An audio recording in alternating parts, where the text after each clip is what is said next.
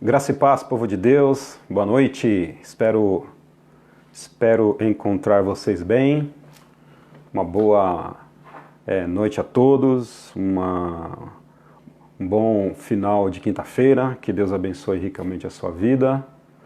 Vamos chegando para a gente poder estudar a Bíblia nessa noite mais uma vez, juntos, diante da Palavra de Deus, pedindo para que o Senhor nos abençoe no entendimento da sua Palavra. Amém? Vamos orar nesse instante, ter uma palavra de oração para que Deus possa nos abençoar. Vamos orar. Pai, nós agradecemos ao Senhor Deus por esse instante, mais uma vez, que o Senhor dá a cada um de nós. Nós estamos felizes, ó Pai Santo, porque nós temos a Sua Palavra, nós podemos estudá-la, podemos falar sobre ela, conversar sobre ela, de forma livre, Pai, sem preocupações. Portanto, nós te agradecemos, ó Deus, por essa liberdade que o Senhor nos dá de poder, ó Pai Santo, falar da Tua Palavra livremente, pois sabemos que países, ó Pai Santo, economicamente melhores que o nosso país, países às vezes até mais ricos que o nosso país, ó Pai Santo, não permitem, ó Pai, a entrada da Tua Palavra, não permitem, ó Pai Santo, a leitura simples da Bíblia. Portanto, nós te agradecemos, ó Deus, por essa liberdade que o Senhor nos dá. Continue conosco, em nome do Teu Filho Jesus. Te lembramos também que o Senhor seja com a Igreja Batista Central Itaquera, com os nossos irmãos, que o Senhor possa continuar abençoando esta igreja amada, Pai Santo, para que ela possa continuar dando fruto no Teu reino. Também te pedimos por aqueles irmãos e mesmo amigos que, mesmo não fazendo parte da nossa igreja, que o Senhor também derrame a Sua graça e a Sua bondade para com eles. Que a Sua Palavra possa ser exposta, que pessoas, ó Pai Santo, possam ser abençoadas, que o Teu Evangelho possa ser proclamado, ó Pai Santo, durante esses dias de estudos que nós estamos tendo. Em nome de Cristo, nós oramos, Pai Santo, diante da Tua Palavra. Amém, Jesus. Amém. Nós temos uma tarefa hoje de entendermos aqui João capítulo 3, verso 16. E eu peço que você deixe a sua Bíblia aberta aí, porque a gente vai trabalhar bastante com a Bíblia hoje. Então nós vamos verificar aqui vários textos. Hoje é o dia da Bíblia, é o dia que a gente vai aqui ler a Bíblia, literalmente, para a gente chegar até João capítulo 3, verso 16, e interpretar esse versículo de maneira correta. E sigamos em frente então. Que Deus nos abençoe. Sigamos em frente. Então nós vamos primeiro pensar o seguinte. Vamos pensar um pouquinho aqui antes de nós pensarmos em João capítulo 3 e 6. A gente precisa pensar algumas coisas com um caráter de introdução. A primeira delas é entender por que Jesus Cristo veio ao mundo, qual é o propósito pelo qual Jesus Cristo veio ao mundo. Quando você diz que Jesus Cristo veio ao mundo, em tese você tem um problema a resolver, né? E qual é esse problema? Descobrir o objetivo pelo qual Jesus Cristo veio ao mundo. Notadamente, a gente sempre diz que Jesus Cristo veio ao mundo para salvar o pecador, enfim, para derramar a sua graça sobre aqueles que creem, enfim. E nós damos algumas respostas um pouco genéricas e às vezes nós não pensamos no real objetivo da vinda de Jesus Cristo ao mundo. Quando nós pensamos que Jesus Cristo veio ao mundo, a gente precisa, para resolver esse problema, responder que Jesus Cristo veio para executar uma tarefa. Se Jesus vem para executar uma tarefa, aí nós também precisamos fazer algumas perguntas, né?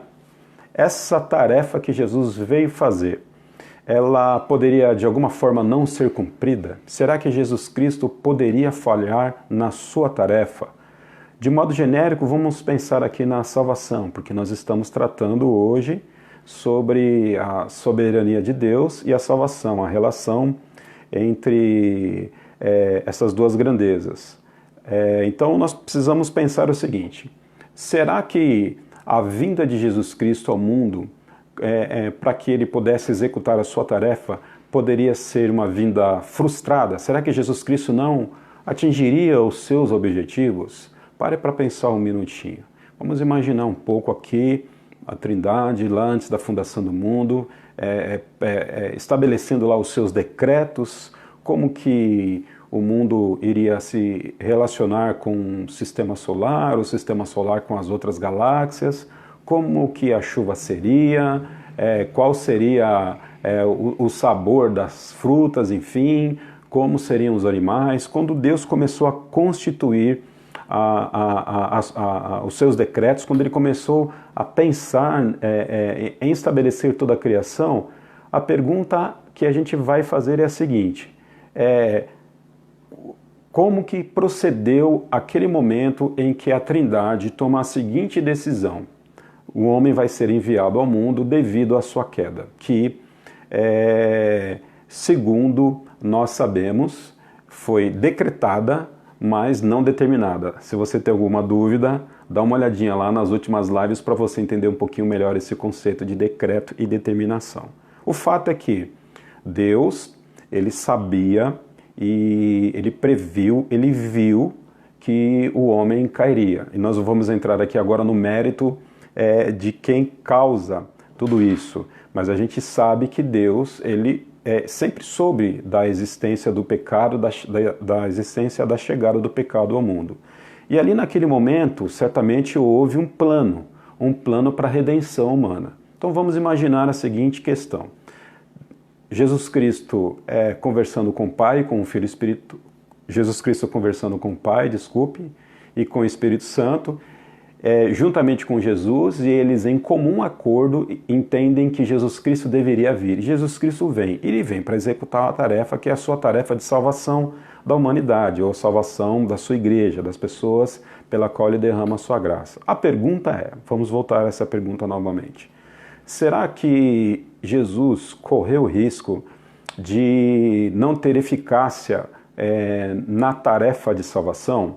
Seria possível, ao Jesus Cristo morrer na cruz, ninguém olhar para esse sacrifício, ninguém compreender a mensagem da cruz, e então Jesus Cristo ficaria frustrado emocionalmente, porque, olha, nosso plano foi tão bom, nosso plano foi tão bondoso para a humanidade, nós criamos uma estratégia aqui infalível, mas no finalzinho do segundo tempo do jogo a gente percebeu que nosso plano não foi tão bom assim, porque Jesus Cristo, ele não foi aceito pelas pessoas. Vamos imaginar essa possibilidade. Eu penso que não há essa possibilidade, ela não existe, nunca existiu. Se nós pensarmos na possibilidade de que a morte de Jesus não traria resultado de salvação para quem quer que fosse, a gente precisa entender então que Jesus Cristo correu um sério risco de vir ao mundo, atribuindo a nós a nossa própria vontade para poder aceitá-lo como Salvador. Se dependesse de nós, como nós já vimos também, certamente nós não exerceríamos nenhuma vontade para ir ao encontro de Jesus. A missão é de Deus, que perpassa por Jesus e perpassa por nós.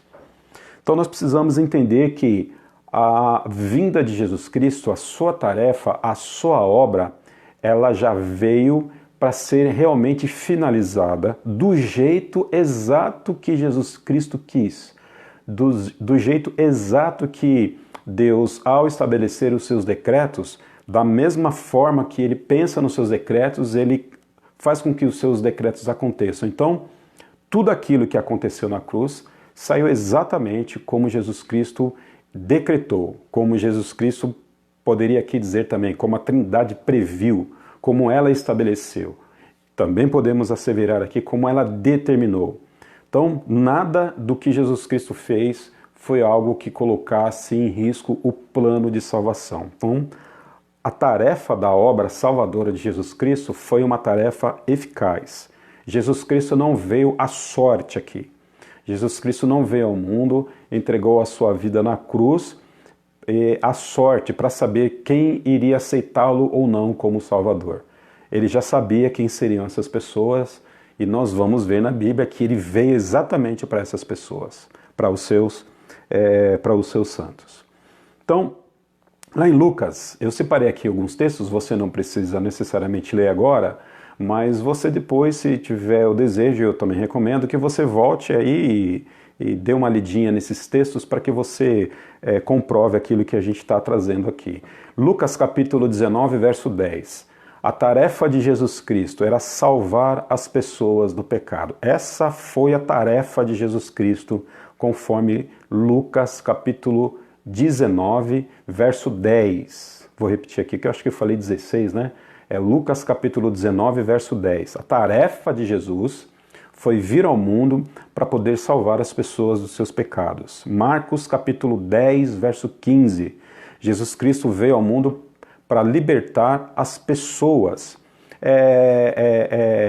libertar as pessoas deste mundo para um mundo espiritual. Então, quando nós pensamos nesse conceito de Marcos, Jesus Cristo ele vem para dar liberdade ao homem. Perceba, significa que o homem então era escravo, certo? Então ele era escravo, escravo desse mundo, escravo da sua natureza pecaminosa. Então necessariamente Jesus Cristo ele precisava vir para poder libertar as pessoas dos seus pecados, porque as pessoas por si só não poderiam se autolibertar. Havia uma necessidade de um agente externo, de um socorro externo para poder trazer salvação à vida das pessoas. O apóstolo Paulo fala para a gente lá em 1 Timóteo, na sua primeira carta a Timóteo, capítulo 1, verso 15, que Jesus Cristo ele veio através da sua morte, o seu trabalho foi tornar as pessoas puras, tornar as pessoas santas. Essa foi a tarefa de Jesus. E aqui eu quero finalizar com o título, capítulo 2, verso 14. Jesus Cristo ele veio para criar pessoas, para que essas pessoas pudessem exercer boas obras. Então, quando a gente olha essas passagens e outras, eu separei aqui apenas algumas, nós vamos perceber o seguinte, que a vinda de Jesus Cristo ao mundo, ela teve um objetivo muito claro, muito específico e muito desenhado. Jesus Cristo veio para uma tarefa específica.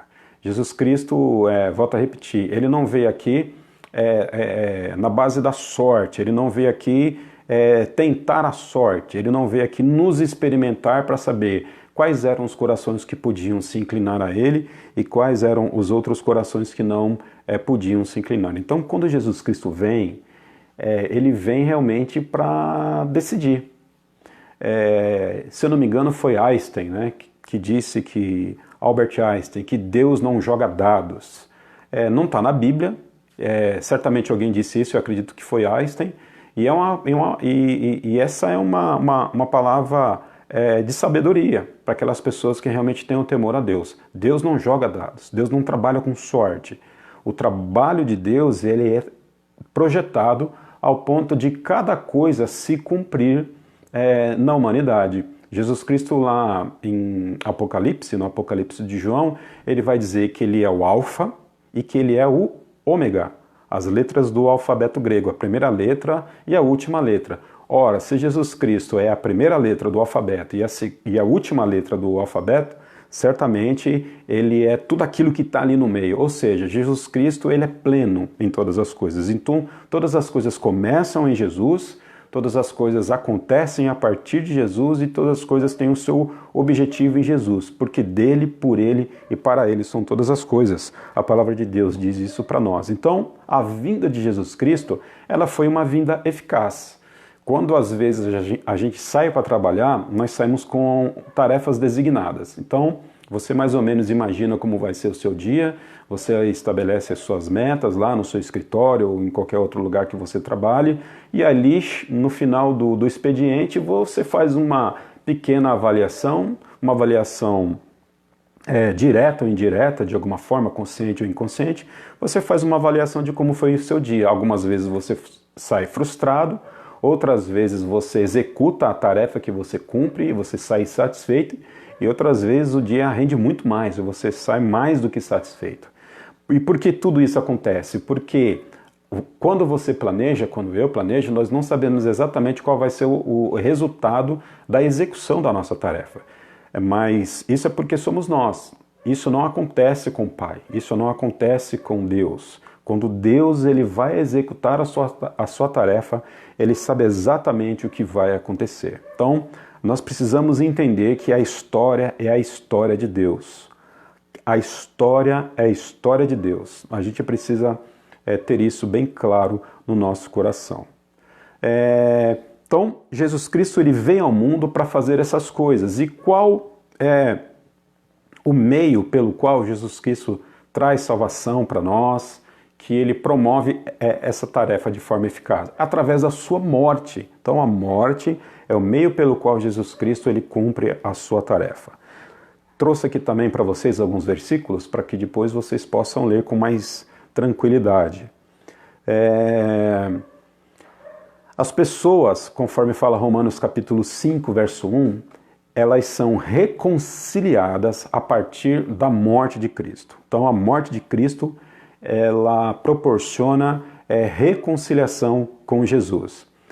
As pessoas são perdoadas e justificadas através da morte de Cristo. Romanos capítulo 3, verso 2 em diante, Hebreus 9,14, as pessoas são purificadas e santificadas através da morte de Jesus. Gálatas 4, verso de 4 a 5, as pessoas são adotadas como filhos. Então a nossa adoção, ela necessariamente dependeu da morte de Jesus. O instrumento pelo qual nós fomos adotados em Deus, em Cristo, foi a morte de Jesus. Hebreus 9,15, as pessoas recebem a glória e a vida eterna a partir da morte de Jesus. Então, perceba a gama de execuções que a vinda de Jesus e a sua morte traz para nós. Então, seria impossível nós pensarmos na possibilidade de que nada disso pudesse acontecer. Salvação, redenção, santificação, justificação, purificação, essas coisas todas, elas aconteceram de fato porque elas foram planejadas por Jesus. Então, antes de nós entrarmos aqui em João capítulo 3, verso 16, quero que você tenha com bastante clareza no teu coração de que Jesus não veio aqui ao mundo arriscar a sua vida. Ele não veio ao mundo arriscar a sua vida. Então a vinda de Jesus, ela tem eficácia concreta. Então não havia possibilidade nenhuma de Jesus Cristo não vencer na cruz. A proposta da cruz era uma proposta de ganho, não de se arriscar nada, não de perda. Não podemos imaginar que o homem, pelo seu livre-arbítrio, iria olhar para a cruz e ele, por si só, olhar para Jesus e dizer o seguinte: eu aceito o seu sacrifício e eu não aceito. Por quê? Se nós acreditarmos nessa possibilidade, vamos imaginar, é lógico, hipoteticamente, todas essas pessoas que, segundo o seu possível livre-arbítrio, não escolhessem a Jesus. Imaginem isso. Certamente, Jesus Cristo viria de forma arriscada ao mundo, ele não cumpriria a sua tarefa. A palavra de Deus diz que Jesus Cristo veio ao mundo e ele cumpriu a sua tarefa. E João nos fala que a obra do Pai era fazer com que as pessoas crescem em Jesus Cristo. Ok? Vamos agora mudar de página.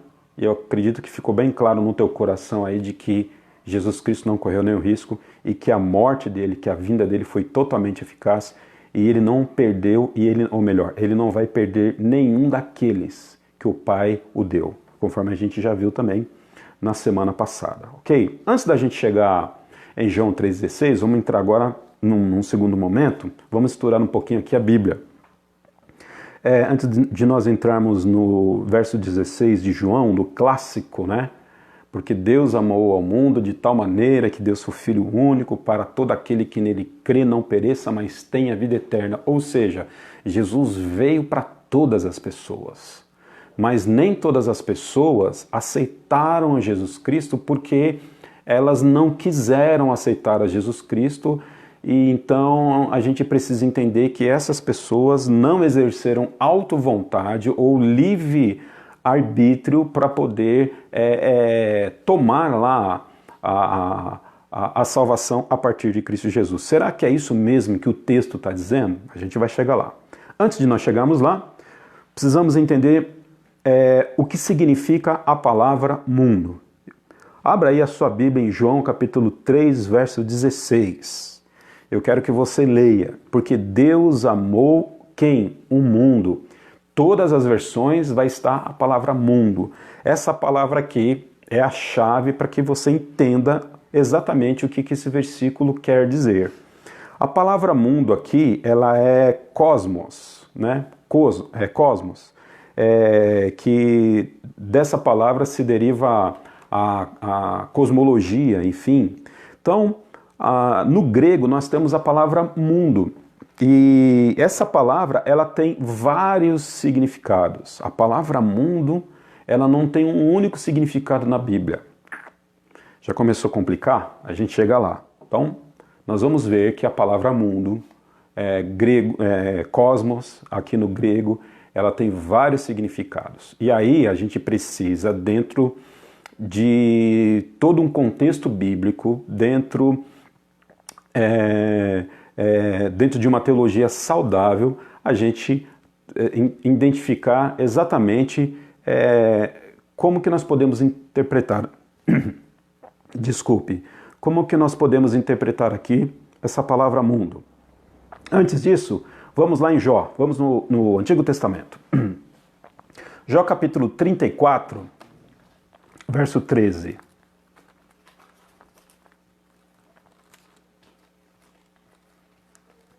Estou com a minha Bíblia aqui. E você está com a sua aí também, eu acredito. Jó capítulo 34.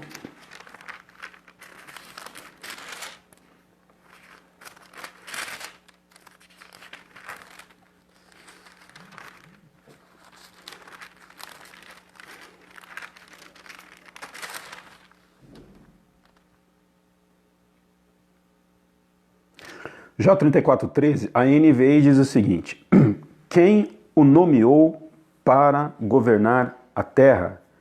Quem o encarregou de cuidar do mundo inteiro?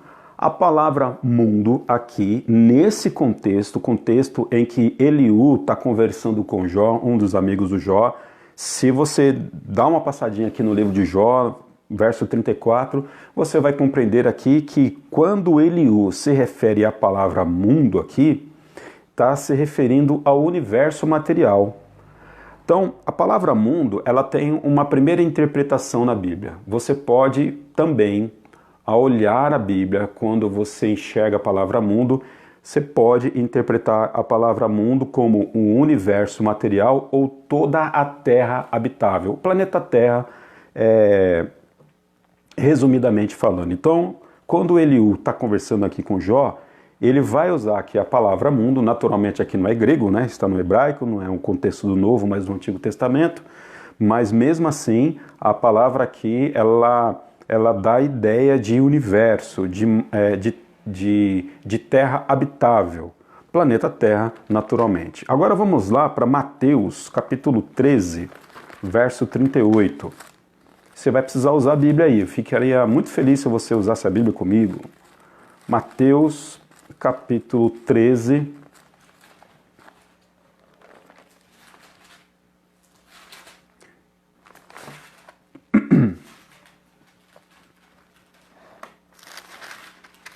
Verso 38. A explicação da parábola do joio. Verso 37, vamos pegar aqui um versículo antes para a gente entender um pouquinho melhor o contexto. Mateus capítulo 13, verso 37 e 38. Ele respondeu: aquele que semeou a boa semente é o Filho do Homem. O campo, quem é o campo? É o mundo. E a boa semente são os filhos do reino. O contexto para essa palavra, a gente vai, ao entrar aqui na parábola do joio e do trigo, a gente vai perceber que o contexto pelo qual essa palavra mundo está empregada é o mesmo contexto do de Jó, o planeta Terra. o local em que as pessoas moram, em que as pessoas habitam. Atos capítulo 17, verso 24. Vamos lá para Atos.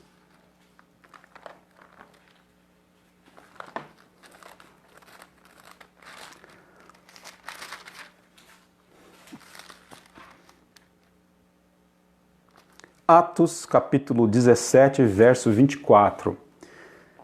O Deus que fez o mundo e tudo o que nele há é o Senhor dos céus e da terra, e não habita em santuários feitos por mãos humanas. O Deus que fez o quê? O mundo, o cosmos, a mesma palavra que a gente vê lá em Mateus capítulo 13, verso 38, a gente vê aqui agora em Atos capítulo 17, verso 24. Esse Deus que fez o cosmos, Jesus Cristo disse que o campo, que o mundo, que o cosmos é o campo, ou seja, o mundo é o campo. O apóstolo Paulo aqui agora, quando ele está pregando em Atenas, ele está falando do Deus desconhecido aos atenienses e está apresentando o Deus como o Deus que fez o próprio mundo, o mundo habitável, o planeta Terra. Efésios 1:4.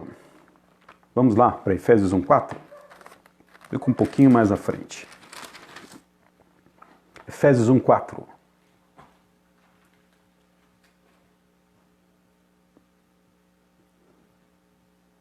Mas quando chegou aos princípios... Desculpa, vou ler aqui o 3. Efésios 4:3. Assim também nós, quando éramos menores, estávamos escravizados aos princípios elementares do mundo. Na verdade, eu coloquei aqui o 4, mas é o 3, tá bom? Aos princípios elementares do mundo. Efésios... Oh, desculpa. É esse mesmo. Mas, vamos lá. Eu anotei errado aqui, mas a gente vai conseguir usar esse versículo de alguma forma. Segura ele aí, tá bom? Esses três textos que eu coloquei para você, Jó 34:13, Mateus 13:38, Atos 17:24, se referem ao mundo como com aquela ideia de que o mundo é a Terra, é o planeta habitável. Agora a gente vai começar a perceber que a expressão mundo também, na palavra de Deus, ela tem um outro significado, que é um sistema corrupto, derivado do pecado. Gálatas, capítulo 1, verso 4. Eu falei Efésios, eu estou lendo Gálatas, né? Mas deu certo aqui, hein? Deus proveu, tá vendo? Ó, Deus decretou aqui, ó. Eu, na verdade, eu me referi a Efésios, mas é Gálatas. Gálatas, capítulo... Peraí, querido. Deixa eu ver aqui se eu não estou fazendo confusão de textos.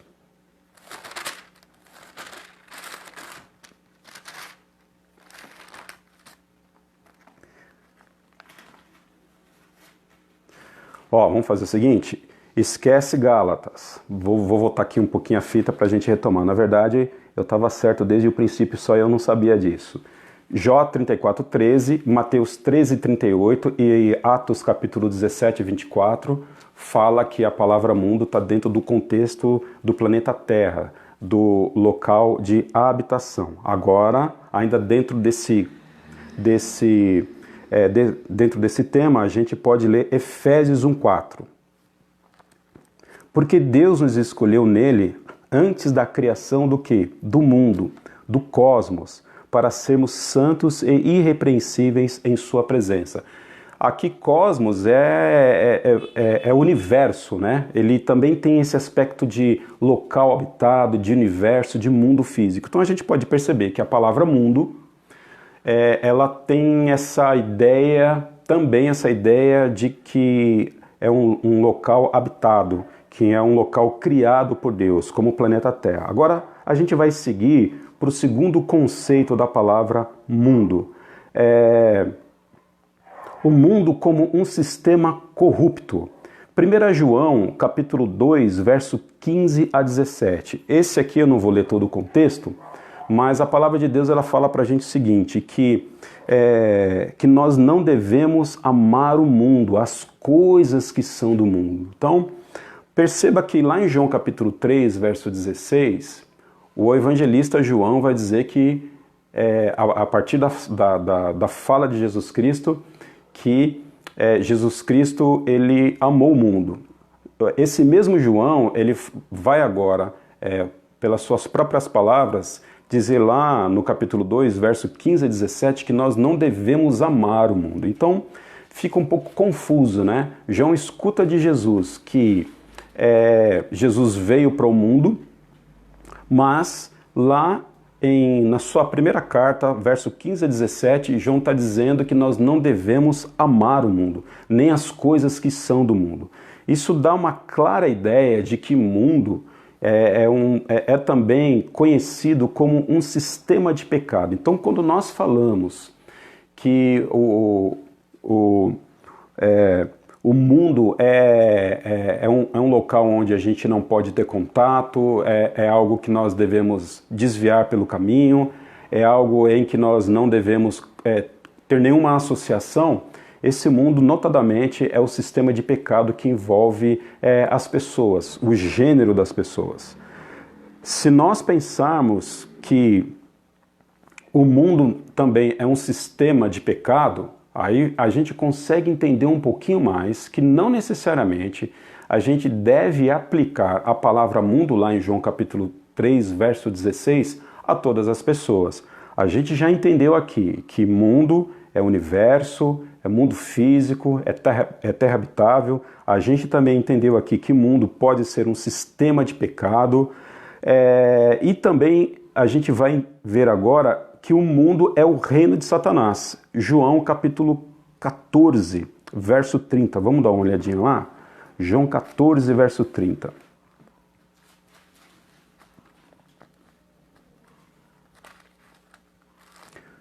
Evangelho de João, capítulo 14, verso 30. Já não falarei muito, pois o príncipe deste mundo está vindo. Ele não tem nenhum direito sobre mim. Todavia, é preciso que o mundo saiba que eu amo o Pai, o que faço e o que meu Pai me ordenou. Levante-se, vamos-nos daqui. Jesus Cristo está, principalmente aqui no verso 30, ele está dizendo que Satanás, ele é o príncipe deste mundo. É aquela pessoa que rege esse mundo, ou seja, que rege o sistema pecaminoso que opera no coração corrupto dos homens. Agora vamos lá para João capítulo 3, verso 16. João capítulo 3, verso 16, que é o tema para essa noite, ok? João capítulo 3, verso 16 diz o seguinte.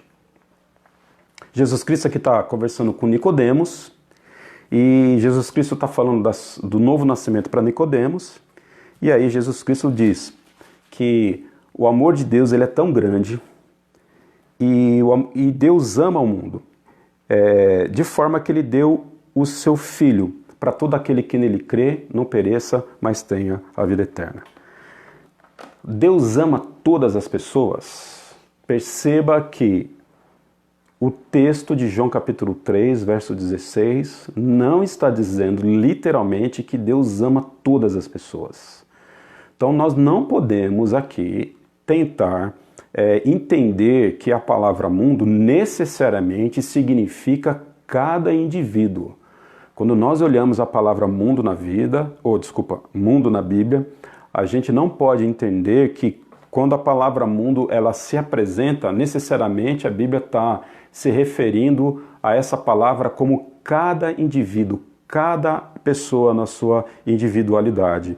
Aí fica uma pergunta, por que então que nós devemos atribuir a palavra aqui, indivíduo ou todos os indivíduos, as palavras todos os indivíduos, aqui em João capítulo 3, verso 16? Será que nós poderíamos ler aqui, porque Deus amou tanto cada pessoa da terra, ou cada pessoa que habita no mundo, ou cada indivíduo do mundo, cada pecador na sua individualidade, que deu o seu único filho? Será que nós poderíamos interpretar essa palavra assim? Eu penso que não. e muitos estudiosos da Bíblia também pensam que não. Se você parar para pensar em todo o contexto que a Bíblia foi escrita, no seu histórico, dá uma olhadinha lá, por exemplo, no livro de Josué. Você acredita mesmo, de fato, que Deus amou aquelas pessoas que foram objeto do juízo de Deus através da espada de Josué, quando Josué começa a entrar ali em Canaã, quando ele entra em Sitim, quando ele entra em Jericó, quando Josué ele mata ali os cananeus, não tem outra palavra para dizer, e a morte ali sobre os cananeus é objeto de juízo desse Deus. A pergunta é, Deus amava aquelas pessoas? Deus amava aquelas pessoas? Será que quando Moisés ele saiu do Egito, será que no coração de Moisés Moisés nutria algum sentimento parecido como esse? Olha, Deus me ama, Deus ama esse povo, assim também como Deus amava o faraó, como Deus amava todos os egípcios. Será que Deus de fato amava os egípcios? Quando Deus vai buscar Abraão, quando Deus chama Abraão, ali Gênesis 9 a 12, a gente vai perceber a trajetória de Deus e Deus fazendo a sua aliança com Abraão e Deus dizendo o seguinte para Abraão: olha, eu escolhi você e a partir de você eu vou abençoar as nações vizinhas ou todas as nações. Mas a gente pode perceber que mesmo Abraão sendo objeto de bênção sobre todas as nações, a gente percebe que Deus derrama o seu amor sobre ele, não sobre todas as nações. Deus escolhe um povo, o povo hebreu, para poder abençoar, um povo para poder amar, e a todo momento, no Antigo Testamento, nos profetas, nós vamos perceber que Deus derrama seu amor sobre os verdadeiros israelitas, sobre aquelas pessoas pela qual ele fez aliança. Então fica um pouco difícil dentro de todo esse contexto, principalmente daquilo que a gente já estudou aqui, fica um pouco difícil a gente entender que Deus ama todas as pessoas. Que Deus ama todas as pessoas. Aí, vamos lá, hora 8, implicação. Se nós entendemos que a palavra mundo aqui em João 3,16 se refere a cada indivíduo, olha só, Deus amou cada indivíduo para que cada indivíduo pudesse crer, para que Deus pudesse salvá-lo. Vamos lembrar um pouquinho lá daquele primeiro momento que a gente teve na live? Quando Jesus Cristo vem ao mundo, ele vem para executar uma tarefa eficaz. Jesus Cristo não vem à sorte, mais uma vez, né? Então, quando ele vem para poder salvar, ele vem para poder redimir, ele vem para poder santificar, ele vem para poder regenerar. Essa é a obra que ele vem executar. Então, Jesus Cristo jamais poderia sair do mundo e ser glorificado ao Pai depois que ele ressurgiu com a sua obra inacabada. Ele veio de fato para cumprir o seu trabalho. O Evangelho de João, conforme nós vimos, mostra que Jesus Cristo não ia perder nenhum daqueles pelo qual o Pai deu. Então, a palavra mundo aqui, ela não necessariamente ela deve ser interpretada como cada indivíduo. Cada indivíduo. Você acha que Deus ama o mundo? Vamos pensar aqui nessa turma aí que faz o mal, né? Nessa turma que faz o mal de forma degenerada. Você acredita que Deus ama aquela pessoa da mesma forma que Ele pode amar você?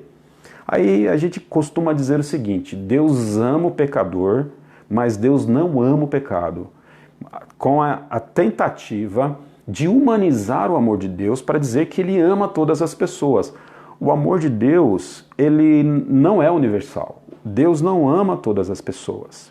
Ele não é universal. Nós não podemos pegar esse versículo aqui em João capítulo 3, verso 16, e atribuir a palavra mundo para cada indivíduo, para cada ser pensante. Nós não podemos fazer isso, porque se nós falarmos que essas pessoas pela qual, esse mundo pelo qual Deus ama, lá na frente, certamente vai precisar ter um resultado positivo para que essas pessoas respondam à salvação do Senhor. Então, quem que Deus ama? Deus ama Ele veio ao mundo e ele ama aquelas pessoas das quais ele decidiu amar. Então aqui a palavra mundo, na minha compreensão, e não só na minha compreensão, na compreensão de pessoas que certamente estudaram a Bíblia muito mais do que eu, entendem que a palavra mundo aqui necessariamente é a sua igreja, é o povo pelo qual Deus estabeleceu a sua aliança. Então Deus, ele amou o seu povo, os indivíduos que fazem parte do objeto do seu amor, e ele amou de tal maneira que ele deu o seu filho. Aí, qual é e para que ele deu o seu filho? Ele deu o seu filho para que as pessoas pudessem ser salvas. E aí parece que o versículo traz uma implicação aqui, né? Mas só pode ser salvo, pastor, a Bíblia está dizendo aqui, aquelas pessoas que haveriam de crer. É exatamente isso. Quem não crê não pode ser salvo. Então, ele dá o seu filho às pessoas que são objeto do seu amor, e essas pessoas que são objeto do seu amor, elas vão exercer vontade para poder receber Cristo como um Salvador. Então, aquelas pessoas pela qual Deus ama são as mesmas pessoas pela qual Deus trabalha o coração para que elas possam ter um encontro com Cristo. Então, mundo necessariamente aqui não significa cada indivíduo. Nós não podemos interpretar a palavra mundo aqui necessariamente como sendo cada indivíduo, porque a gente percebeu aqui, eu não trabalhei muito, até porque eu acho que não é tão necessário assim, da gente fazer todos os apontamentos de todos os versículos que tem a palavra mundo na Bíblia, para a gente entender que necessariamente a Bíblia não se refere a cada indivíduo, a cada pessoa. Então, quem que Deus ama? Deus ama você que é salvo em Jesus Cristo. Deus ama a mim que sou salvo em Jesus Cristo. E Ele nos ama por quê? Porque aprove ao Senhor nos amar. Ele ama todas as pessoas. Eu não vejo o amor de Deus lá no livro de Josué. Eu não consigo ver o amor de Deus ali no livro de Josué. Eu não consigo ver o amor de Deus sobre os edomitas. Eu não consigo ver o amor de Deus sobre os cananeus. Eu consigo sim ver o amor de Deus sobre outras pessoas da qual ele decidiu ter misericórdia, conforme aprove ele ter misericórdia. Por exemplo, o povo de Nínive. A preocupação de Jonas, qual que era, dentre outras? É que ele sabia que Deus era um Deus misericordioso e que Deus poderia amolecer o coração daquele povo duro de Nínive. Jonas sabia disso. Falar, se eu for pregar lá, é capaz de Deus salvar aquele povo. E eu não quero que Deus salve aquele povo. Deixa aquele povo perdido lá, porque aquele povo é um povo ruim, é um povo que já fez muito mal às nações. Então, no julgamento de Jonas, ele acreditava que aquele povo não merecia a misericórdia e o amor de Deus. E exatamente o mal que Jonas temia sobreveio sobre ele. Quando Jonas vai pregar o evangelho, e a gente pode dizer sem nenhum problema que ele foi pregar as boas novas, que é evangelho, mesmo sendo num contexto antigo testamentário, a gente vai perceber que Jonas disse o seguinte: está vendo aí, Senhor? Era isso que eu temia. Eu sei que o Senhor é um Deus misericordioso e o Senhor poderia salvar esse povo. Então quem foi lá salvar? Deus derramou graça exatamente àquelas pessoas. Então Deus, Ele ama os seus. Na Bíblia, nós não conseguimos ter base para dizer que Deus, Ele ama a todos. Agora, é lógico que ao mesmo tempo que Ele não ama a todos, a mesma palavra também, ela, de forma clara agora, e não só meramente interpretativa, ela vai dizer que Deus não tem prazer na morte dos ímpios. E Deus, de fato, não tem prazer. A gente sabe disso. Mas o fato é que a palavra mundo aqui, não necessariamente, você deve empregar a todos os indivíduos. E quem que vai ser objeto aqui da salvação? Quais são as pessoas que vão não ser condenadas por Deus? Aquelas pessoas que haveriam de crer. Então Deus veio para aquelas pessoas que creriam. Deus veio para aquelas pessoas que Ele amou antes da fundação do mundo. Deus não necessariamente enviou o seu Filho Jesus Cristo. Olha, queridos, eu preciso dizer aqui, eu não posso ter medo de dizer isso para você. Deus não veio ao mundo para salvar todas as pessoas. Se Deus viesse ao mundo para salvar todas as pessoas seriam necessariamente salvas. Aí a gente já entra no universalismo. E nem todas as pessoas serão salvas. Se Deus veio ao mundo para salvar todas as pessoas, e se você também concorda comigo que está na Bíblia que nem todas as pessoas serão salvas, ora, então por que essas pessoas não são salvas? Porque Deus não pôde salvá-las? Ah, pastor, não, porque elas usaram o seu livre-arbítrio. Ok, mas o livre-arbítrio dessas pessoas foi soberano e a vontade de Deus foi escrava? Quem que manda em quem aí? Então nós precisamos entender de fato que a vinda de Jesus Cristo ao mundo foi uma vinda para os seus, para aquele a quem ele derramou o seu amor.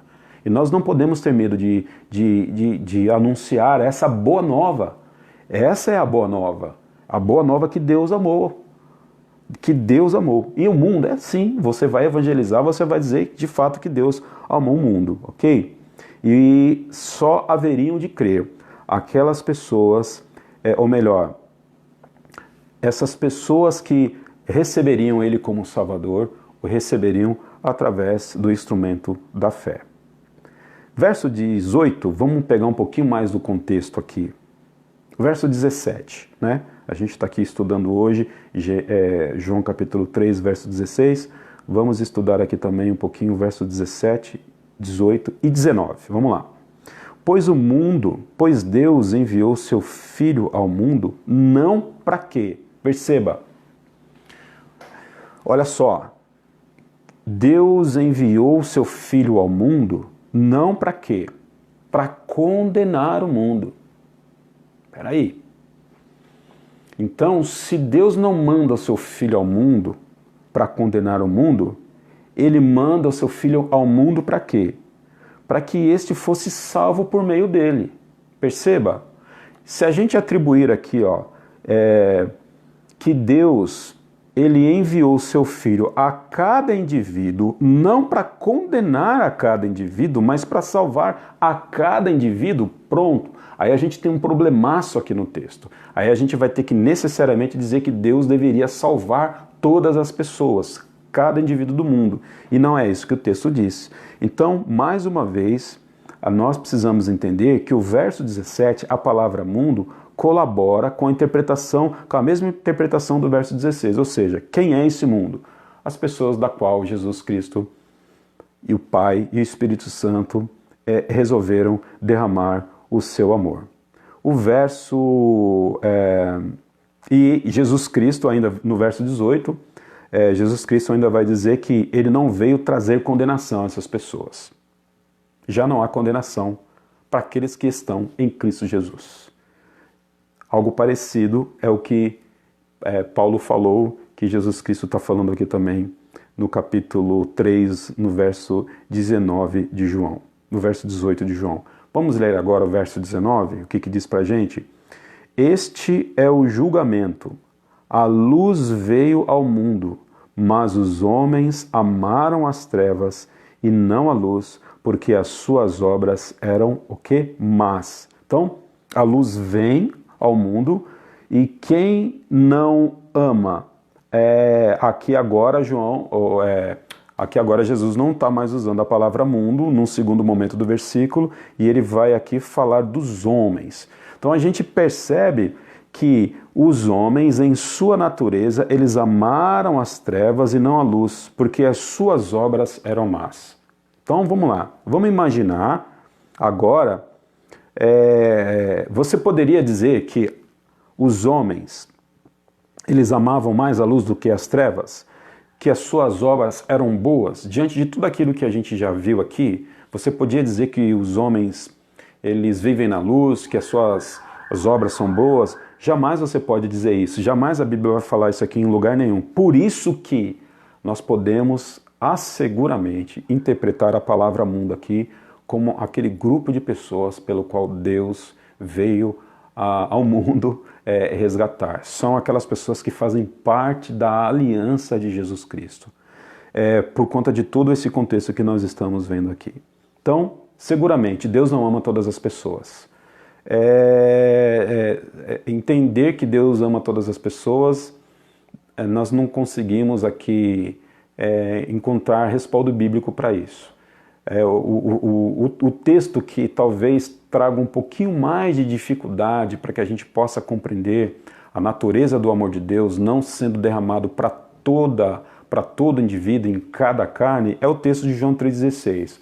Mas quando você vai para esse texto, e aí você vai entender um pouco mais o que significa essa palavra mundo dentro do quadro geral, necessariamente você vai entender que a palavra do Senhor não se refere a cada indivíduo, e sim a um corpo bem definido. Então, quando Jesus Cristo vem ao mundo, ele vem porque ele resolveu amar. Ele resolverá, aprove ao Senhor amar aqueles pelo qual ele derramaria a sua graça e aprove ao Senhor salvar aqueles pelo qual ele envia o seu Filho Jesus Cristo. E aqueles a quem Jesus ama, aqueles haveriam de crer no sacrifício do seu Filho Jesus Cristo. Todos aqueles que são objetos do amor de Deus também são objetos ou também exerceriam a fé nesse sacrifício de Jesus Cristo. Ou seja, quando Jesus Cristo vem, ele já vem com um pacote fechado quando se fala no contexto de salvação. Amém? Querido, eu acho que é isso. Eu não vou me estender muito hoje.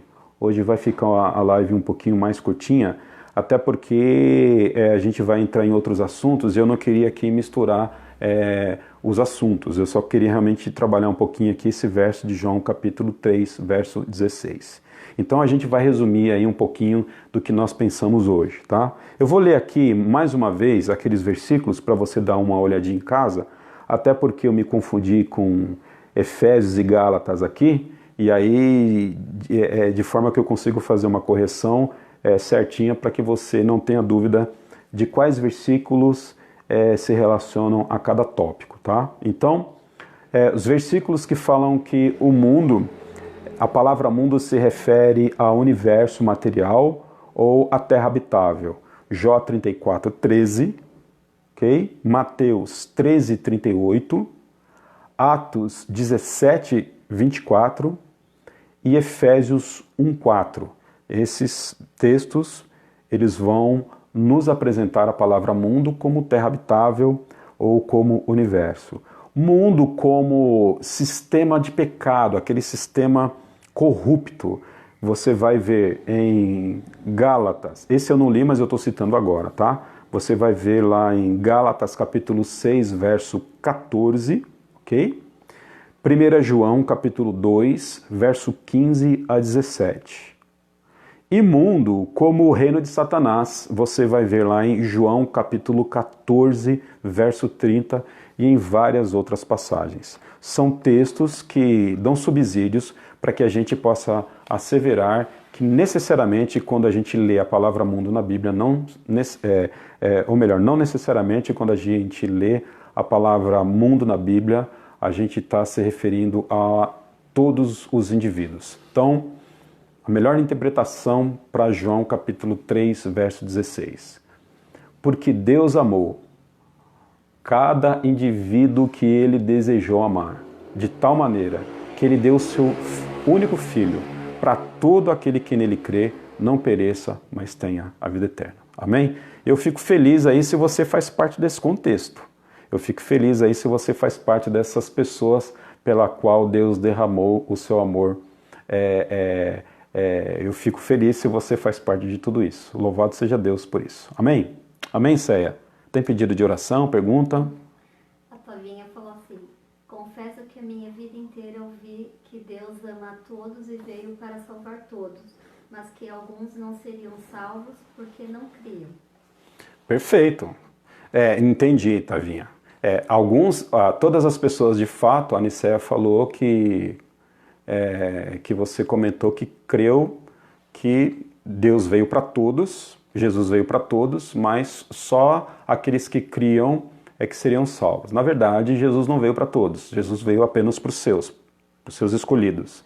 E também é verdade que só os que creem que serão salvos.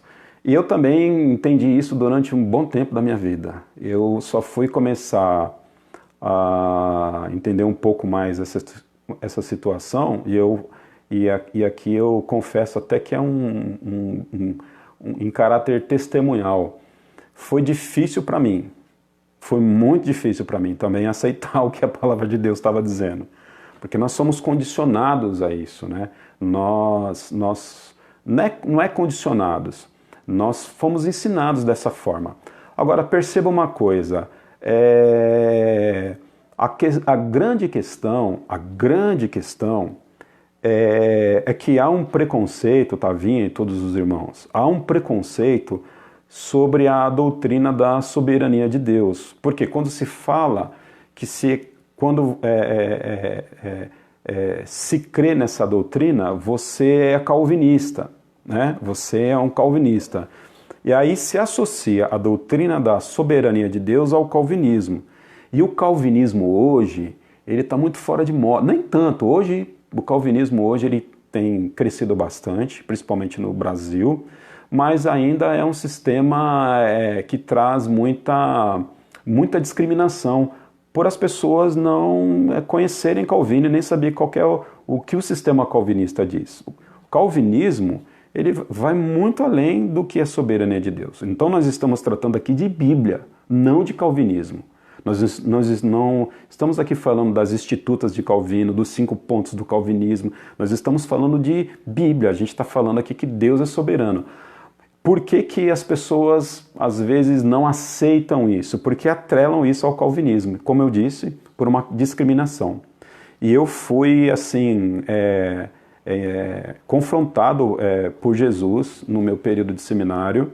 Eu acho que eu estava no 2º ano de seminário. E aí eu não resisti à palavra de Deus e não teve jeito. E eu falei, Senhor, é isso mesmo. E foi um momento muito difícil para mim na época, né? Porque eu não tinha crido assim também, como eu creio agora. Também acreditava que Deus amava cada indivíduo, cada pessoa, e que só as pessoas que voluntariamente aceitassem a Ele como Salvador, essas pessoas iriam para o céu. Eu não consigo imaginar um Deus que ama as pessoas que estão no inferno. Não posso imaginar. Eu não consigo imaginar Deus amando as pessoas que estão agora perecendo no inferno. Eu imaginaria que esse Deus seria um Deus muito triste, um Deus fracassado, um Deus que olharia para a sua criação e falasse o seguinte, puxa vida, eu não consegui salvar aqueles ali. Eu amo tanto aquelas pessoas, eu mandei o meu filho para elas e eu fracassei no resgate. Imagina uma mãe, um pai, amar tanto o filho, e ele fazer tudo para o filho, e ele poder todas as coisas, mas ele não pode salvar o filho. Eu acho que seria, uma vez, esse pai ou essa mãe seria um fracassado, uma vez podendo fazer isso. A Bíblia diz que Deus pode fazer todas as coisas, uma delas é a salvação, e a salvação pertence ao Senhor. Eu também criei nisso muito tempo. Só para a gente fechar, 2 coisas importantes. Tem mais, Gá? Tem, mas peraí. Então, tá bom. A Tavinha pediu para você repetir a referência de Atos, e ela tem outra pergunta. Atos capítulo 17, verso 24. Paulo no Areópago. Atos capítulo 17, verso 24. Que a Tavinha pediu. Isso.